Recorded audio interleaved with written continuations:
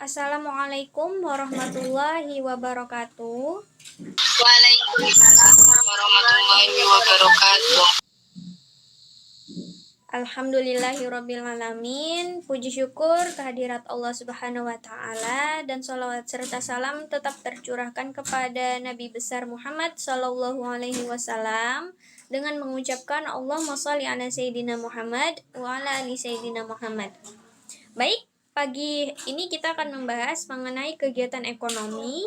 Saya sudah menyediakan sebuah PPT mengenai pembahasan materi hari ini mengenai kegiatan ekonomi.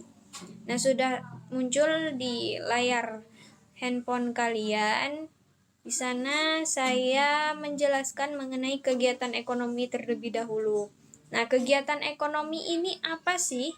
Nah, kegiatan ekonomi ini adalah kegiatan manusia memenuhi kebutuhannya. Nah, manusia, semua kegiatan yang dilakukan manusia untuk memenuhi kebutuhannya itu disebut dengan kegiatan ekonomi.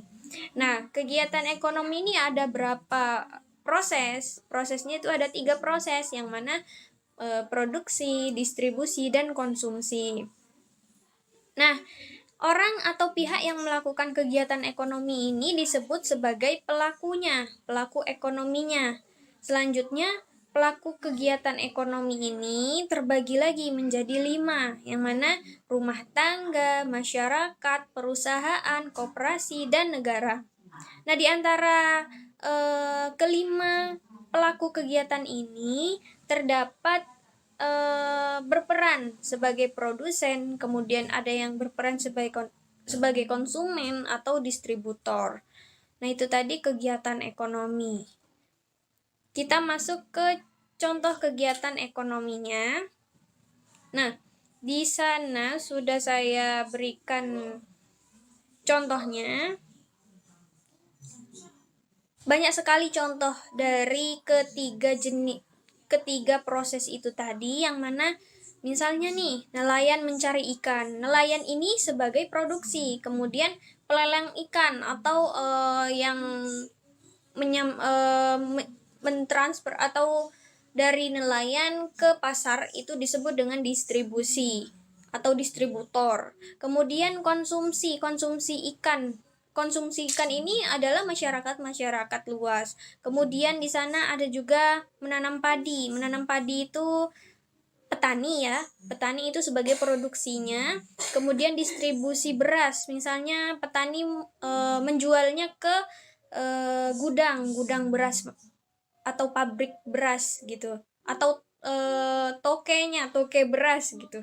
Nah, itu disebut dengan distribusi. Kemudian menanak nasi itu sebagai pengkonsumsi atau masyarakat. Nah, menanak nasi dan ikan itu kan sebuah kebutuhan, maka di situ disebut dengan kegiatan ekonomi. Nah, banyak lagi ya, ada 5 contoh yang saya berikan. Kemudian kita memasuki dari tujuan setiap proses tersebut. Yang pertama tadi ada produksi. Nah, produksi ini merupakan kegiatan atau usaha manusia dalam menghasilkan ataupun menambah nilai guna barang dan jasa. Nah, tujuan dari kegiatan produksi ini apa? Yang pertama, memenuhi kebutuhan, kemudian mencari keuntungan, kemudian menjaga kelangsungan hidup sebuah perusahaan, keempat, meningkatkan mutu serta kuantitas produksi. Banyak lagi ya tujuan dari kegiatan produksi ini. Nah, kemudian selanjutnya ada distribusi. Distribusi ini merupakan kegiatan menyalurkan barang atau yang dari tadi misalnya contohnya dari nelayan. Kemudian nelayan tidak perlu langsung ke pasar menjualnya, namun ada orang yang akan mengambil ikan tersebut kemudian menjualnya ke pasar. Nah, tujuannya apa? Tujuan dari distribusi ini agar kelangsungan kegiatan produksi terjamin, supaya barang atau jasa yang diproduksi juga bermanfaat bagi konsumen. Nah, agar konsumen juga bisa mendapatkan barang yang diperlukan dengan mudah. Kemudian selanjutnya ada konsumsi. Nah, konsumsi ini apa? Konsumsi ini merupakan usaha supaya manusia bisa memenuhi kebutuhan barang atau jasa. Nah, konsumsi ini merupakan kebutuhan yang pokok, termasuk kebutuhan pokok untuk keberlangsungan hidupnya. Kalau tidak mengkonsumsi, bagaimana mau hidup ya? Nah, tujuannya dari kegiatan konsumsi ini tadi salah satunya ingin tetap hidup. Bagaimana caranya? Maka dia harus mengkonsumsi sesuatu untuk tetap hidup, keberlangsungan hidup begitu. Nah, tujuan dari kegiatan itu selain yang saya sebutkan tadi adalah mengurangi nilai guna barang dan jasa dengan bertahap. Kemudian ada juga menghabiskan nilai guna barang dan sekaligus memenuhi kebutuhan secara fisik. Nah, yang saya jelaskan tadi. Nah, ini ada contoh proses tersebut yang mana di sana terdapat gambar bahwa seseorang membuat adonan kue atau roti atau bahan-bahan pokok untuk dikonsumsi. Kemudian ada orang yang mendistributor atau disebut distributor, yang mana mereka akan menyalurkan dari pabrik ke masyarakat, kemudian dikonsumsilah oleh masyarakat luas. Mungkin itu saja yang bisa saya sampaikan. Apabila ada yang ingin bertanya, dipersilahkan. Saya mau nanya, Ya, Bu. silakan. Perkenalkan, nama saya Anggi Irawan. Di sini saya ingin bertanya mengenai jenis kegiatan produksi menurut bidang usaha. Apa-apa saja sih jenis yang terdapat pada kegiatan produksi menurut bidang usaha, Bu? Oke, baik, saya jawab langsung ya. Dari jenis kegiatan produksi menurut bidang usahanya itu, yang pertama itu ada di bidang ekstraktif, yang mana produksi yang memungut langsung hasil yang disediakan alam tanpa melakukan pengelolaan lebih lanjut. Misalnya nih seperti ikan, kemudian pertambangan.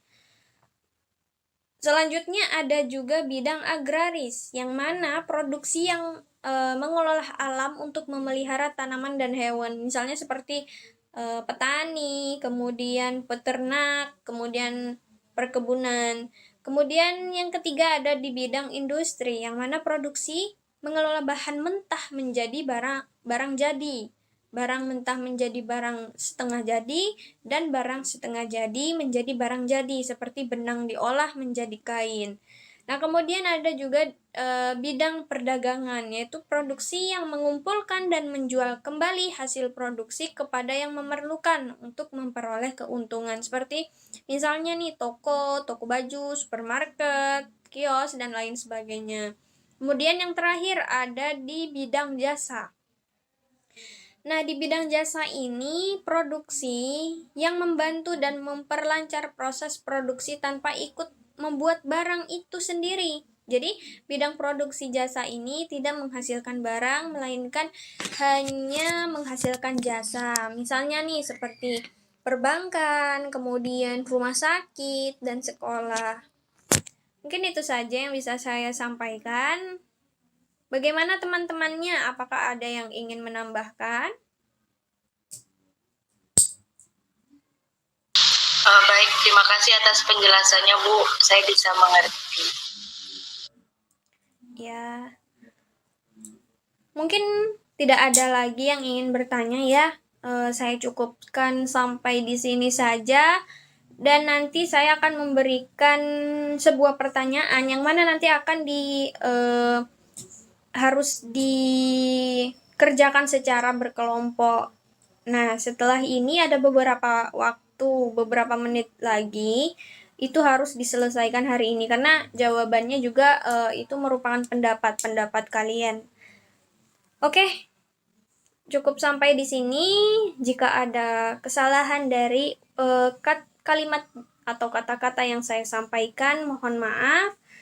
Sekian, wabillahi taufik wal hidayah. Wassalamualaikum warahmatullahi wabarakatuh.